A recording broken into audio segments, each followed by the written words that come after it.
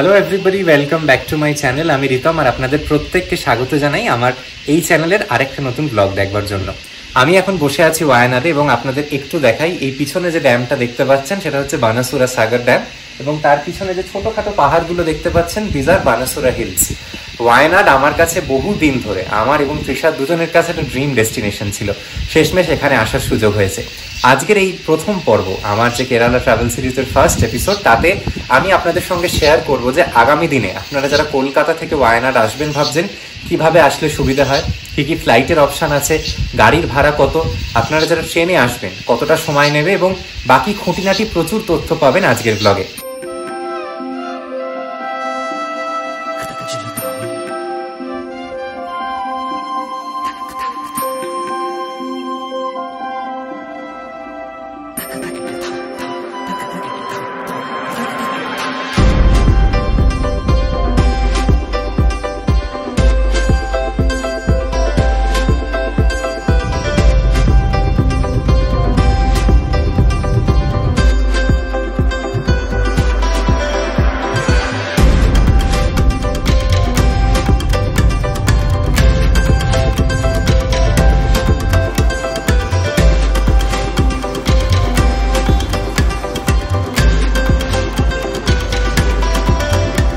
আমি দাঁড়িয়ে আছি কলকাতার আন্তর্জাতিক বিমানবন্দরে এবং আজকে আমি আর তৃষা কলকাতার এই বিমানবন্দর থেকে রওনা হচ্ছি কেরালার উদ্দেশ্যে। আজকে আমাদের এখানের ইন্ডিগোর ফ্লাইট, যা প্রথমে আমাদের এখান থেকে নিয়ে যাবে বেঙ্গালুরু থেকে আমরা যাচ্ছি কোজিকোড।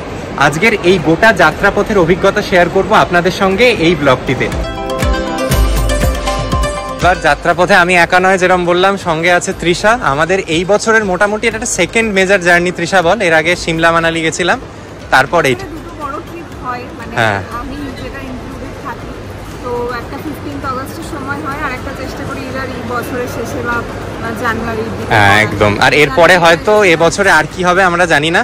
এই উপভোগ করতে বেরোলাম, এবার যাব সিকিউরিটি চেকে।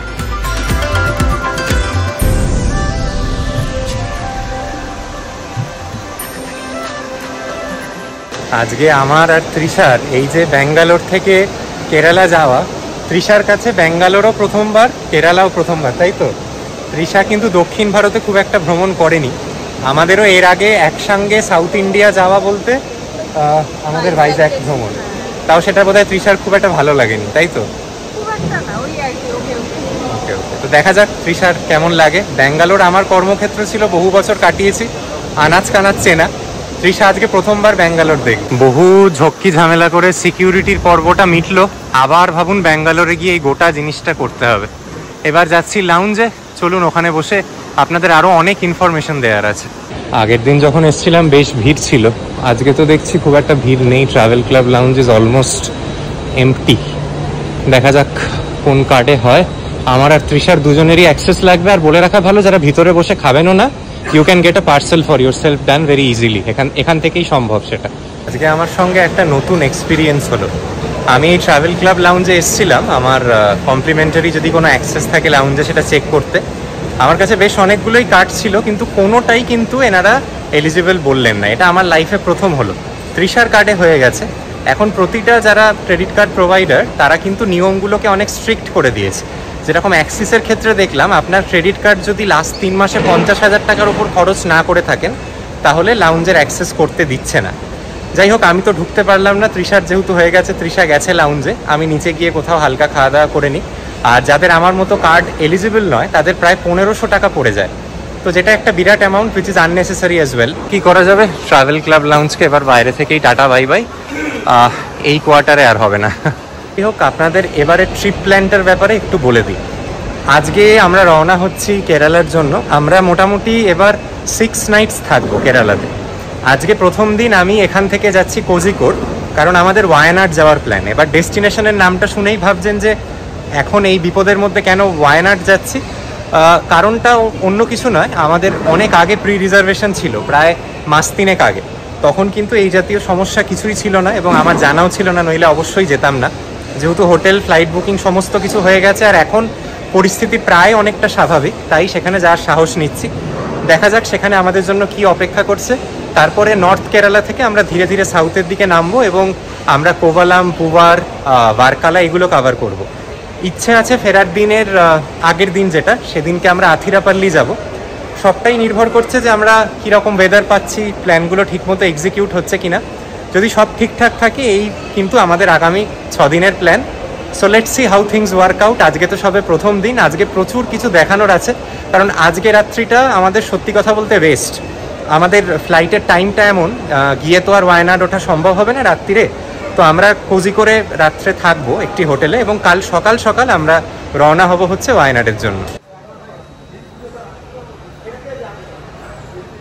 আরেকটা জিনিসও বলে রাখি, আপনারা যারা কলকাতা থেকে ওয়ায়নাডের দিকে যাবেন ভাবছেন, তাদের কান্নুর এয়ারপোর্ট বা কোজিকোর এয়ারপোর্ট এর মধ্যে কোনো একটাকে বেছে নিতে হবে।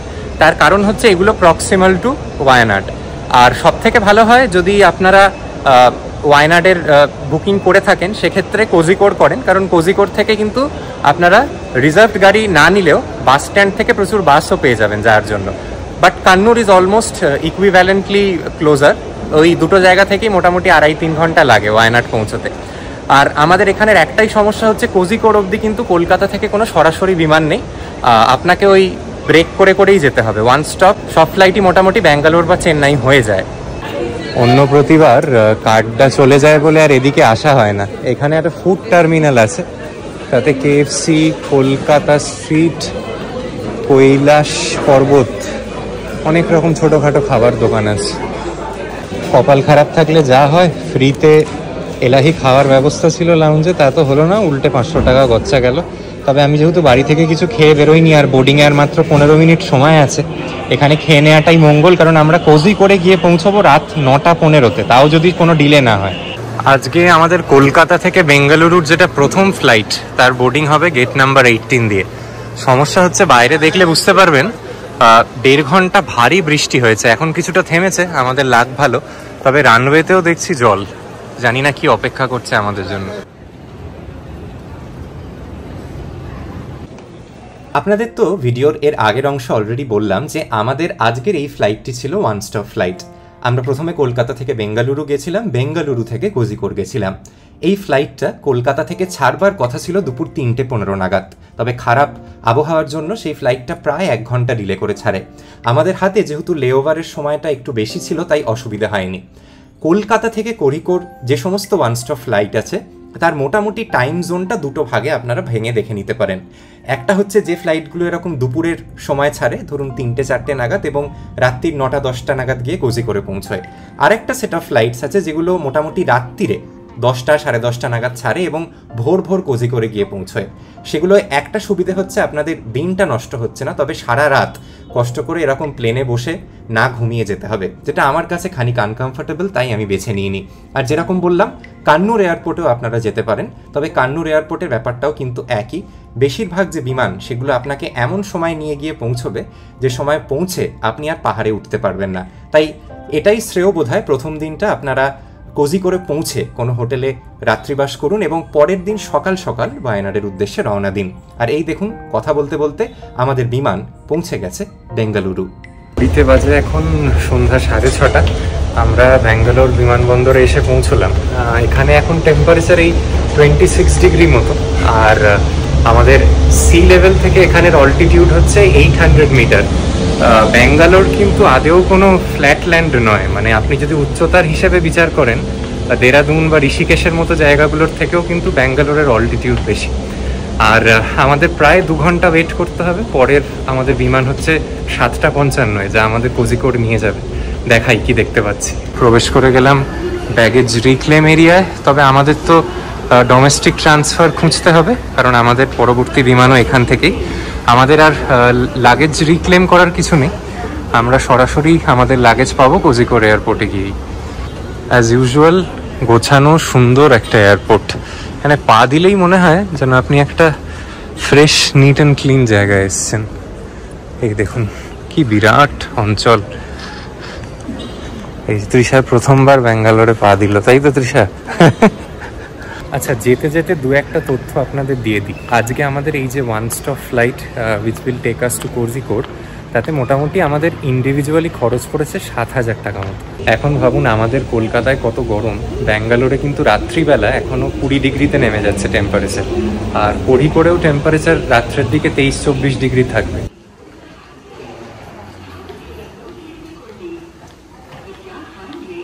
আপনাদের সঙ্গে কয়েকটা ইম্পর্টেন্ট তথ্য শেয়ার করে দিই। প্রথমত হচ্ছে, দেখুন আমরা এই যে জার্নিটা করছি সেটা আমরা ফ্লাইটে যাচ্ছি, যেরকম বললাম একজন মানুষের 7 থেকে 7,500 টাকা রাফলি ফ্লাইট ফেয়ার থাকে all through out the year.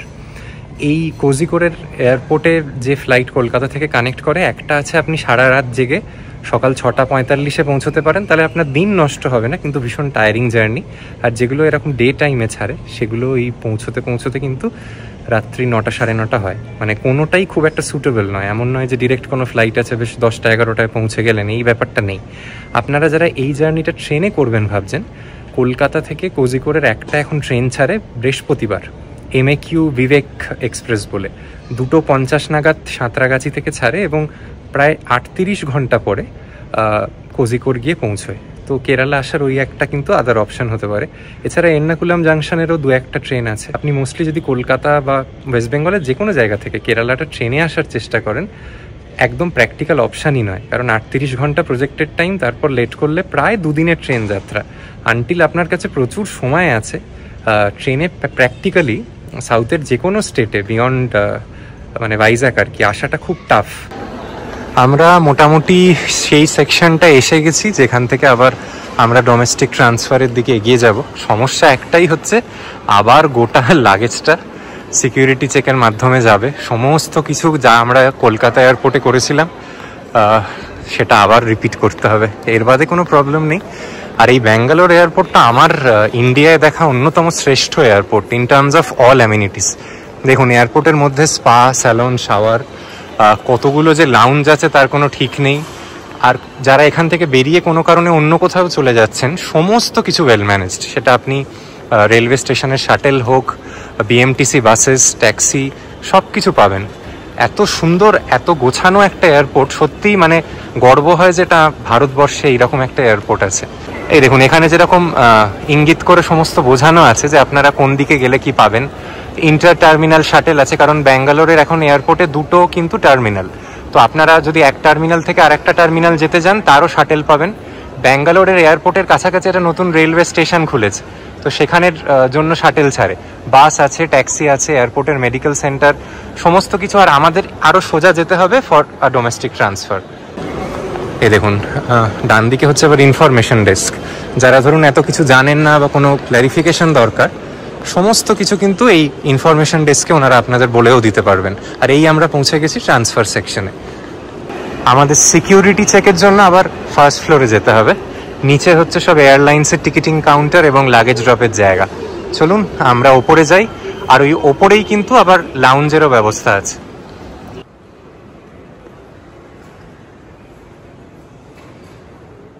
Bangalore এয়ারপোর্টে কিন্তু সিকিউরিটি চেকের প্রসিডিওরটা কম্প্যারিটিভলি অনেক বেশি স্ট্রিক্ট এবং টাইম টেকিং। আমার কাছে আগেই মেসেজ এসেছিল যে হাতে সময় নিয়ে আসবেন, প্রতিটা জিনিস খুঁটিয়ে খুঁটিয়ে দেখছি। আমাদের কলকাতা থেকে বেঙ্গালুরুর প্রথম যে বিমানটা, সেটা প্রায় 1 ঘন্টা লেট করে যেহেতু বেঙ্গালুরুতে পৌঁছেছিল, তাই সিকিউরিটি চেক মেটানোর পরে আমাদের হাতে বোর্ডিংয়ের আগে বিরাট একটা সময় ছিল না। তাই আমরাও কিন্তু সরাসরি প্রস্থান করি বোর্ডিং গেটের দিকে। বোর্ডিং গেটটা খুঁজে পেতেই প্রায় 10 মিনিট সময় নিয়ে নেয়, কারণ এই বেঙ্গালুরু এয়ারপোর্টটা এতটা বিস্তৃত, এখানে পার্টিকুলার একটা পয়েন্ট থেকে আরেকটা পয়েন্ট পৌঁছতেই অনেকটা সময় নেয়। বলে রাখা ভালো, বেঙ্গালুরুর এই যে বিমানবন্দর, এখান থেকে কিন্তু কেরালার যে 3-4টি মেজর এয়ারপোর্ট, সমস্ত জায়গার ডিরেক্ট ফ্লাইট আছে, যেরকম কান্নুর, কোজিকোড়, ত্রিভেন্দ্রম কিংবা কোচি। আর শুধু আছে বলেই নয়, ফ্লাইট ফেয়ারও কিন্তু খুব রিজনেবল, কখনো কখনো 1,500 টাকাতেও ফ্লাইট পাওয়া যায়। আমরা বসে গেছি আমাদের ক্যালিকাটের ফ্লাইটে। এই ক্যালিকাট আগের নাম ছিল, এখন কোজিকোড় বলে, তবে উচ্চারণটা কিন্তু যেটুকু আমি জানি কোথায় কোরিকোড় উচ্চারণটা সম্ভবত। এই ফ্লাইটটি এখান থেকে ছেড়ে যাবে 7:55 নাগাদ এবং আমরা গন্তব্যে পৌঁছবো হচ্ছে 9:05 অ্যাপ্রক্সিমেটলি। ছোট্ট ফ্লাইট, আর আমাদের আগের ফ্লাইটটা যেহেতু প্রায় মিনিট 40 লেট ছিল, তাই আমাদের খুব একটা ওয়েট করতে হয়নি। ব্যাঙ্গালোরে নেমে সিকিউরিটি কমপ্লিট করেই মোটামুটি এই ফ্লাইটটার বোর্ডিংয়ের সময় হয়ে গেছে। আর বলে রাখি, এই ক্যালিকাট কিন্তু একসময় বিখ্যাত ছিল স্পাইস ট্রেডিংয়ের জন্য, এবং ব্যস্ততা গামা এখানে এসেছিলেন 1498-এ। বেঙ্গালুরু থেকে কোরিকোড়ের এই ফ্লাইট জার্নিটা এতটাই ছোট, এই 40 মিনিট মতো, প্রায় বলাই যায় উঠতে উঠতেই প্রায় নামবার সময় হয়ে গেছে। যেহেতু এই জার্নিটা অ্যাটলিস্ট আমরা একটা উইন্ডো সিট পেয়েছিলাম, তাই ওঠা বা নামার সময় ভিউটা কম্প্যারিটিভলি অনেক বেটার পেয়েছিলাম। ঘড়িতে বাজে 9টা, আর একটা 40 মিনিটের ছোট্ট ফ্লাইট নিয়ে আমরা পৌঁছে গেলাম কিন্তু ক্যালিকট। ব্যাঙ্গালোর এয়ারপোর্ট থেকে আসার পরে এটা যেন মনে হচ্ছে বাস স্ট্যান্ড, এমনই অবস্থা। পুরনো ছোট্ট একটা এয়ারপোর্ট, যাকে এটা ছিল বলে আমাদের এত তাড়াতাড়ি বা এখানে এত কাছে ওয়ায়নাডে পৌঁছে যাওয়া সম্ভব হলো। এই হচ্ছে অ্যারাইভেল টার্মিনাল। আজকে বেল্ট 2-তে আমাদের লাগেজ আসবে।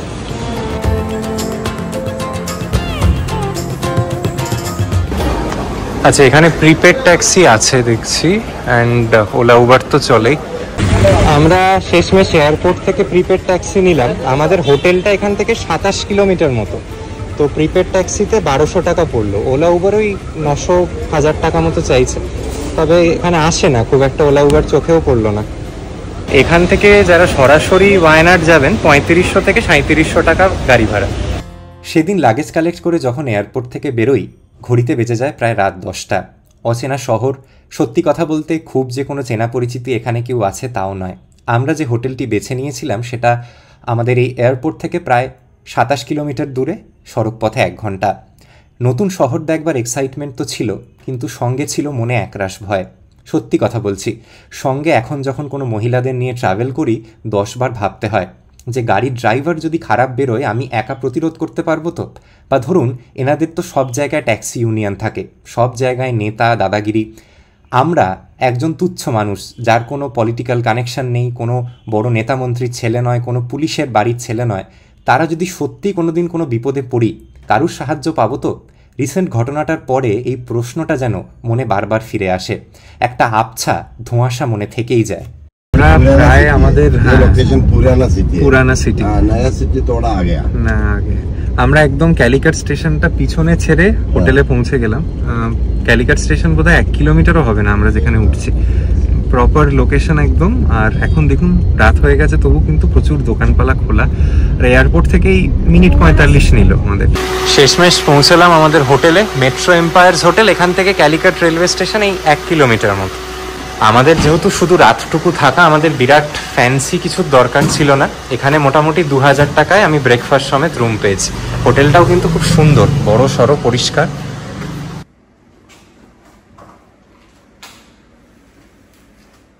ক্যালিকট রেলওয়ে স্টেশনের পাশে মেট্রো এম্পায়ার্স হোটেলে এই আমাদের রুম। বিরাট একটা কিছু দেখানোর মতো নেই, তবে একটা খুব সুন্দর ডিসেন্ট বাজেট প্রপার্টি, পরিষ্কার পরিচ্ছন্ন, বড় সাইজের বেড। এখানে কিন্তু 3 জন মানুষ অনায়াসে শুয়ে নিতে পারবেন, বাচ্চা থাকলেও বলছি।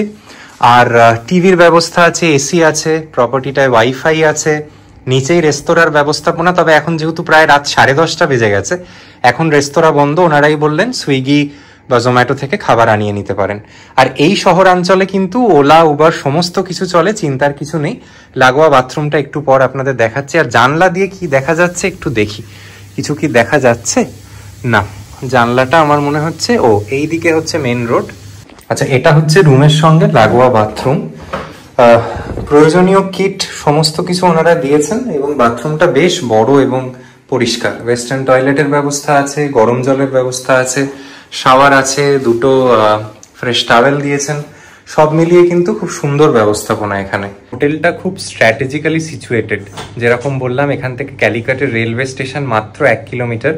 কলকাতা থেকে আপনারা যারা ট্রেনে আসবেন ভাবছেন, এই হোটেলটা বুক করতে পারেন একদম অ্যাডজেসেন্ট। এখান থেকে যেটা ক্যালিকটের বিচ আর কি, বা কোজিকোড়ের যেটা নিয়ারেস্ট বিচ, সেটা 4 কিলোমিটার মতো দূরত্বে। কাপ্পাড় বিচ যেটা এখানের খুব বিখ্যাত, সেটা এখান থেকে 20 কিলোমিটার মতো, গাড়িতে 8 ঘন্টা নেবে। আর এখান থেকে যে আমরা কালকে যেখান থেকে আমরা ওয়ায়নাডের দিকে যাব, এবং দেখুন ওয়ায়নাডটা তো একটা অনেক বড় ডিস্ট্রিক্ট। আমাদের হোটেলটা হচ্ছে পাডিনজারাথারার কাছে। পাডিনজারাথারা এখান থেকে 3 ঘন্টা মতো। আমরা নিশ্চয়ই ব্রেক দিতে দিতে সাইট সিইং করতে করতে উঠবো, তো আমাদের সময়টা আরেকটু বেশি নেবে। ক্যালিকটের যেটা এয়ারপোর্ট, সেখান থেকেও কিন্তু পাদিনজারাথারা 3 ঘন্টা মতো দূরে। Y3 এখান থেকে আরো কাছে। Y3 এখান থেকে less than 2 hours, যেটা আরেকটা খুব ফেমাস হাব আর কি। ওয়ায়নাডের বিভিন্ন জায়গায় হোটেল আছে। যদি দার্জিলিং ভাবেন, কেউ ঘুমে থাকে, কেউ মেন টাউন দার্জিলিং এ থাকে, কেউ লেপচা জগতে থাকে, ব্যাপারটা সেরকম আর কি। তো একটা টাউনকে ঘিরে বহু টুরিস্ট ডেস্টিনেশনস বা হাব গড়ে উঠেছে। তো আমরা কিন্তু আমাদের জন্য পাদিনজারাথারাকে বেছে নিয়েছি। আর এখানে যেরকম বললামই সুইগি জোম্যাটো আছে, ওলা উবার চলে, কোনো অসুবিধা হবে না। যারা গাড়ি কারুর থেকে নাও নিতে চান এখান থেকে ওলা বা উবারের আউট স্টেশন পেয়ে যাবেন। সব মিলিয়ে খুব একটা ভালো লোকেশন এবং ভালো হোটেল ইন দিস বাজেট। মাত্র 2000 টাকা মতো ঘর ভাড়া পড়েছে। ওনাদের 3-4টে ক্যাটাগরি রুম আছে, গোয়াইবিবো, মেক মাই ট্রিপ, ক্লিয়ার ট্রিপ, যে কোনো কোথাও পাবেন। মেট্রো এম্পায়ার্স বলে সার্চ করবেন, সব দিক থেকে ভালো হোটেল একটা। পরের দিন সকাল সকাল উঠে আমি আর তৃষা চলে যাই হচ্ছে আমাদের হোটেলের লাগোয়া যে রেস্তোরাঁ সেখানে।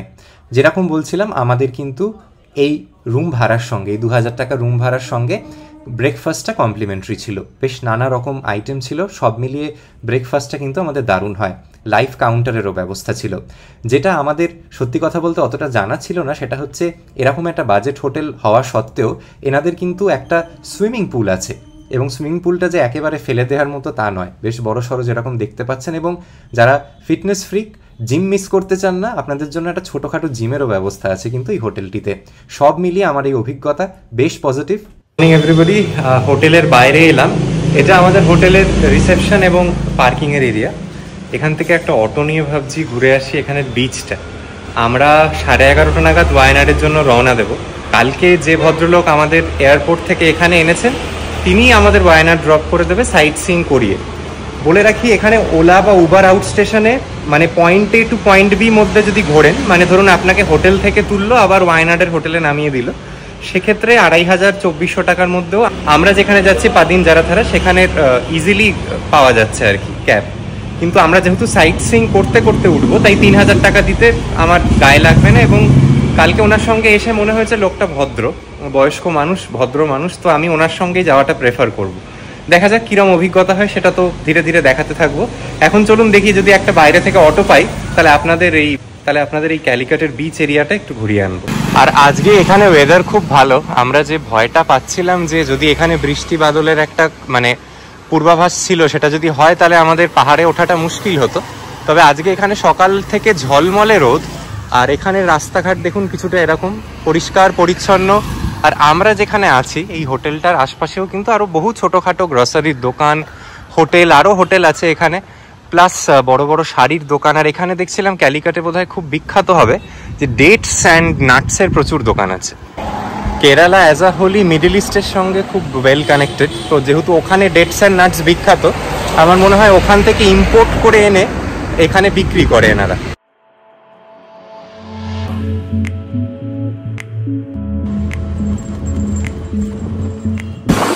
সুন্দর ঝকঝকে একটা শহর, যেরকম সুন্দর রাস্তাঘাট সেরকম সুন্দর এখানের মানুষজনের ব্যবহার। খুব ভালো লাগছে কালকে থেকে আসার পর থেকেই।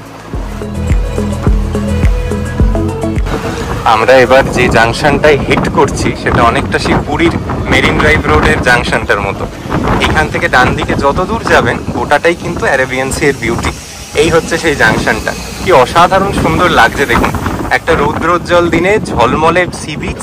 আর এই হচ্ছে first look and feel of the Arabian sea. দারুণ সুন্দর জাস্ট। আর এখানের মানুষজনও কিন্তু আমাদের মতো প্রচুর মাছ খায়। এখানে কালকে আসার সময় থেকে দেখছি প্রচুর মাছের ভেড়ি, বড় বড় মাছের দোকান। আর আমরা এখন একদম সমুদ্রর পাশ দিয়ে বা প্যারালালি যাচ্ছি বলতে পারেন। আমি এবার যে অংশটা এসে দাঁড়িয়েছি সেটাকে বলা হয় হচ্ছে ক্যালিকাট বিচের প্রমেনাড এরিয়া, সাউথ বিচ প্রমেনাড। এই বরাবর যদি মানে সামনে হেঁটে চলে যান, এই গোটাটাই কিন্তু বিচ মানে সংলগ্ন অংশ এবং একটা পেভড রাস্তা মতো। এখানে একটা যেটা সমস্যা আমি আগের বারে কোচির ওখানে ফোর্ট কোচির বিচটাতেও দেখছিলাম, যে বালির অংশটা একটু কমই, মোটামুটি বেশিরভাগ অংশটাই হচ্ছে পাথুরে। আর এখানে যে কি ঠান্ডা সমুদ্রের হাওয়াটা আপনাদের কি বলবো, অসাধারণ একটা ভিউ। মানে আমি আগের বার যখন ফোর্ট কোচির বিচটা দেখেছিলাম তখন না আমি গোটা ট্রিপটাতে খারাপ ওয়েদার পেয়েছিলাম, বৃষ্টি মাখা একটা ওয়েদার ছিল। এই যে ঝলমলের দিনে যে বিচ কত সুন্দর হয় সেটা এখানে না এলে হয়তো রিয়েলাইজই করতে পারতাম না। অসাধারণ দেখতে পাচ্ছি। আপনাদের চলুন সমস্তটা ঘুরিয়ে ঘুরিয়ে দেখাই।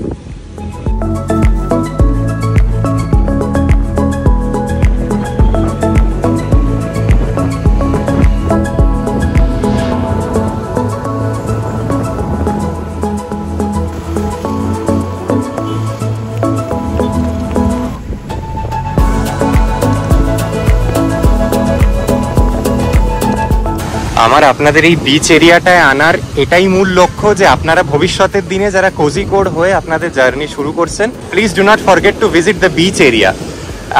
মাইন্ড ব্লোয়িং পরিষ্কার একটা সুন্দর অ্যারাবিয়ান সি এর ভিউ পাবেন এখান থেকে। এখানটা দেখে নিয়ে হোটেল চেক আউট করে আপনারা ওয়ায়নাড যান। অনেকে ভাবেন যে আবার কি দেখবো, এই বিচই তো গোটা কোস্ট লাইন বরাবর আছে, বাট আমি বলবো it will be a huge miss if you do not come here. এই সামনে বরাবর যদি আমি হাঁটি না, এখানে একটা স্যান্ড বিচও কিন্তু আছে।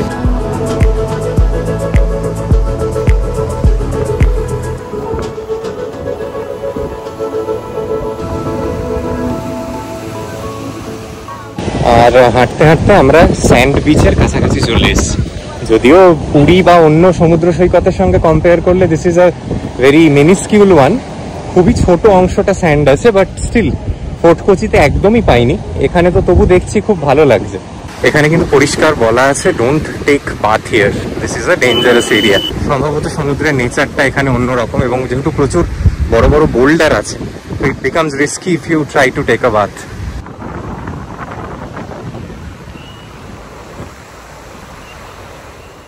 এখানটা এরকম সিঁড়ি করা আছে so that one can very easily get in and get outside the beach।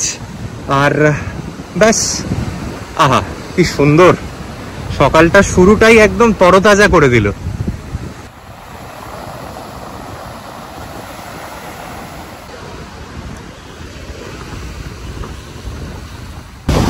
আর আজকে যেহেতু এটা রবিবারের সকাল, এখানে প্রচুর লোক নিজের পরিবার নিয়ে ঘুরতে এসছেন। যারা লোকাল এই ক্যালিকাট এরিয়াতে থাকেন, বহু মানুষ এসছেন পরিবারের সঙ্গে, একটা দারুণ সময় কাটাচ্ছেন, ছুটি কাটাচ্ছেন। ওয়ায়নাডের সেই ভয়াবহ অভিজ্ঞতাকে ভুলিয়ে মানুষ কিন্তু আবার জীবনের স্বাভাবিক ছন্দে ফেরার আপ্রাণ চেষ্টা করছে। আমি আশা করি কেরালা এত সুন্দর একটা জায়গা, যেটাকে গডস ওন কান্ট্রি বলে, সে খুব তাড়াতাড়ি নিজের ছন্দে ফিরুক এবং মানুষের জীবন আনন্দে এবং উদ্দীপনায় ভরে উঠুক।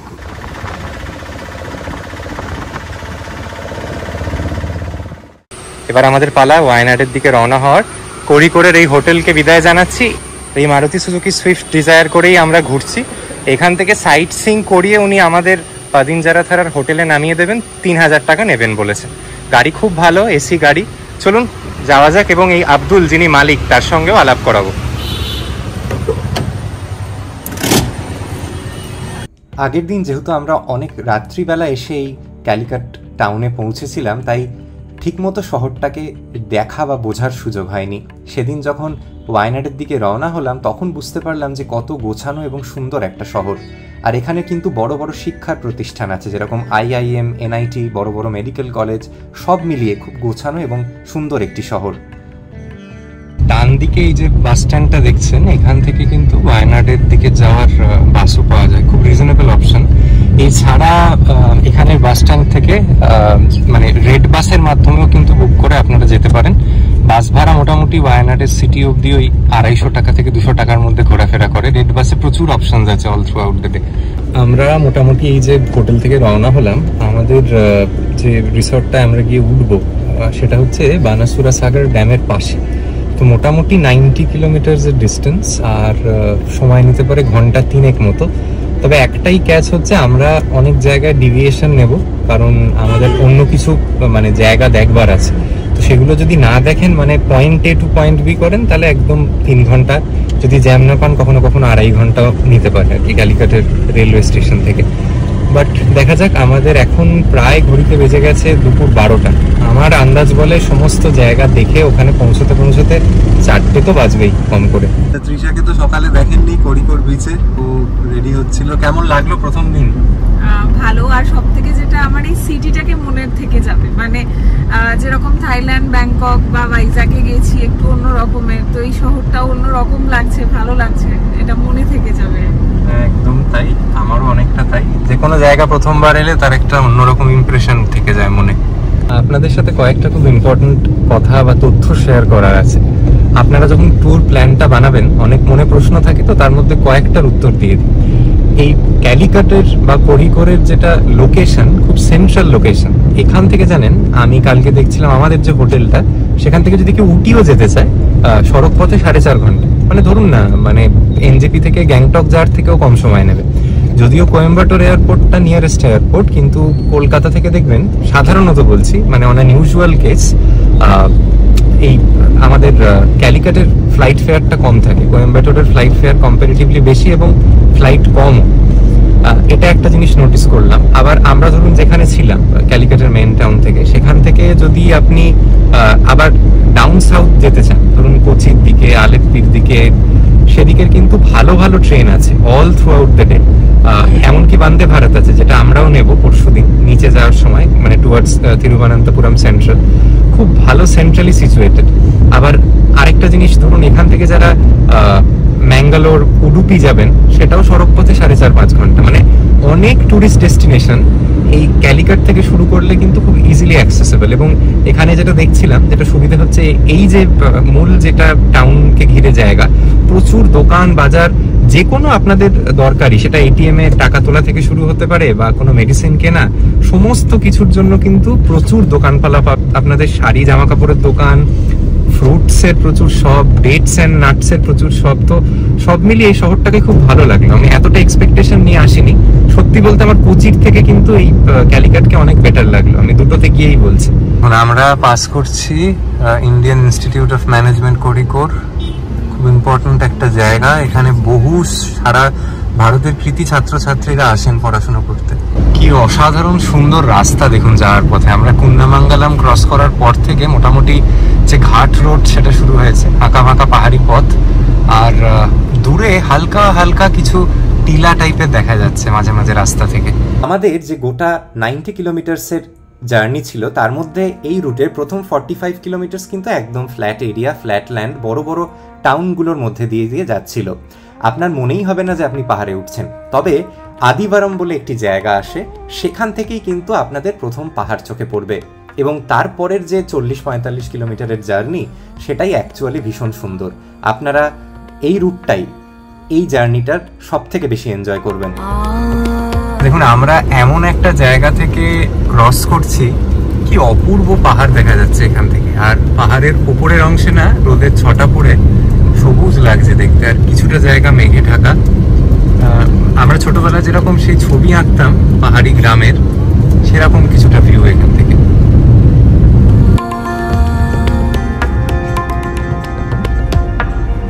তো আমরা ওয়ায়নাডের দিকে এগোচ্ছি, ডিস্ট্রিক্টটার দিকে। তত সৌন্দর্য বেড়েই চলেছে পাহাড়ের। হ্যাঁ, পাহাড়ের কতগুলো ঢাল দেখুন, 3টে লেয়ারে পাহাড়, একদম একদম ওই ওপর অব্দি আমরা যাব, ওয়ায়নাডের পিক ওগুলো।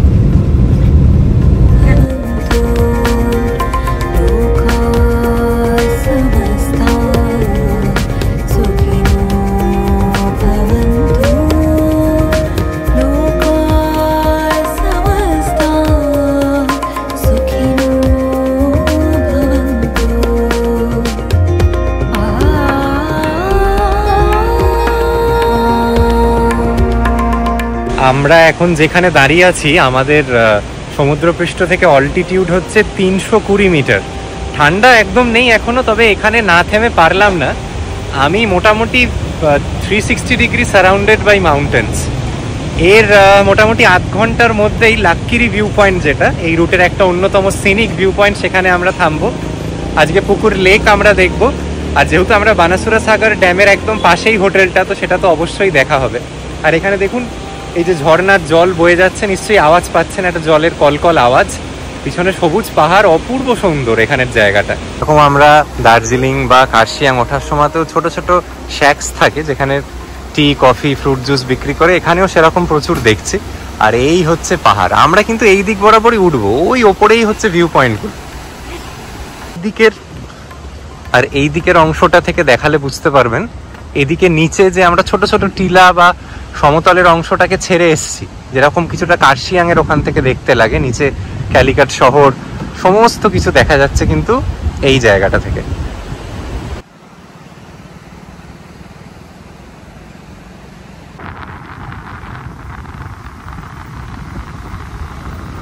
আমরা এখন এসছি এই রুটের অন্যতম ফেমাস ভিউ পয়েন্ট, যেটাকে বলে লাক্কিরি ভিউ পয়েন্ট। এর নিচে আছে হচ্ছে চুডরাম ভিউ পয়েন্ট। এই দেখুন, এখান থেকে এরকম কিছুটা গোটা ভ্যালির ভিউ। ওই নিচে চা বাগান, দূরে ওই যে নিচের রাস্তাটা দেখছেন, আমরা ওইখানেই একটু আগে ছিলাম, যেটা দেখালাম। ওখান থেকেই আমরা ওপরে এই ঘাটস রোড বেয়ে উঠলাম, এই রাস্তাগুলো দিয়ে ওপরে উঠলাম। ওই নিচে দূরে দেখুন ক্যালিকাট সিটি, ছোট ছোট অন্য পাহাড়ি জনবসতিগুলো দেখা যাচ্ছে। আর আমাদের এখানের অল্টিটিউড হচ্ছে এখন 715 মিটার। এখানে টেম্পারেচার এখনো বোধহয় 30-31 মতো, ঠান্ডা খুব একটা নেই, বাট ভিউটা অসাধারণ এখান থেকে।